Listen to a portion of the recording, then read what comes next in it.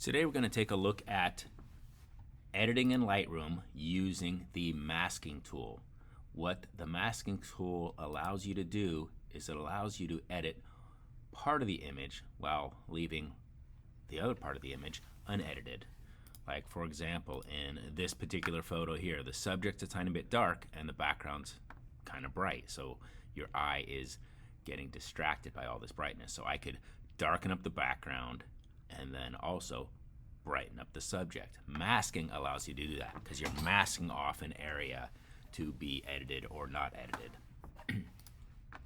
So let me go ahead and select, these are photos I shot of a local band, Slack Tide Currents. So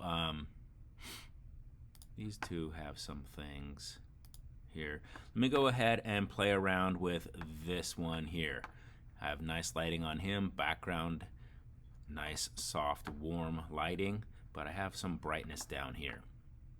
So the mask tool, when you click on that, that will allow you to, usually we have these basic edits. When you click on the mask tool, this opens up. You can select the subject, the sky, the background. You can select particular objects, use the brush tool, linear gradient. Linear gradient's what I'm going to use on this one because the light source is coming from down here and it is selecting, it is just illuminating this stuff a little bit too bright. So when I use the linear gradient, I click and drag from a corner and it is going to apply whatever edits I do heavy here and it'll slowly fade out. That's what gradient means. It will slowly fade out so that when it here it transitions from minor edits to unedited. So I want to reduce the exposure and reduce the highlights in this area. So that is a little bit of an improvement. I don't like how the finger got green. So I might play around with the color temps and desaturate a little bit so it's not so green.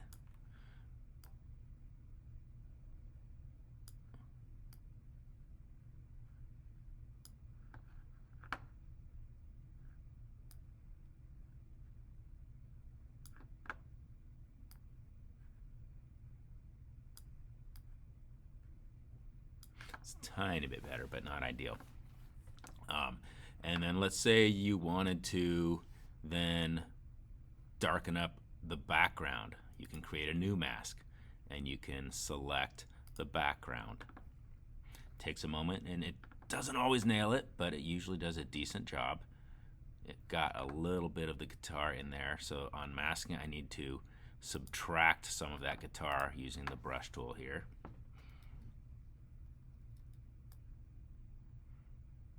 I want the guitar to be part of my subject. Well,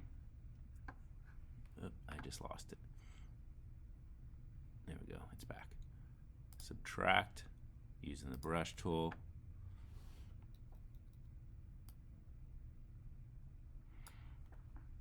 Up here, sometimes on these dark areas it doesn't do a good job, but it actually did a pretty good job. We will stick with that. Sometimes these between the arm and the body, sometimes those areas get messed up, but I think, oh, maybe right there. So add with the brush.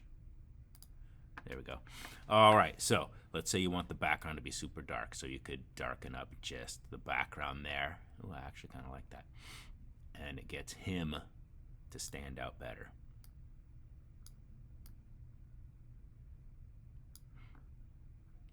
I like those lights kind of glowing back there, so if I want to tone just those out, I'd do that, but I'm going to leave them there. Darken up my shadows a little bit more. And then, let's see, if I wanted to then switch from the background to the subject, I could create a new mask and select the subject, or right here, a nice easy one is duplicate and invert the mask.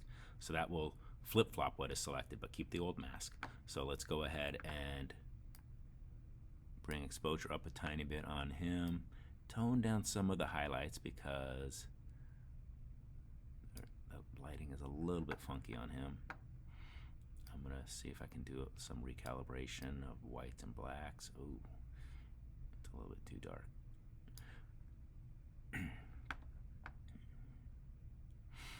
All right, now when I go back to my image, I will then do some other edits, but that is how you use the mask tool. So notice that we have a number of different masks here selected.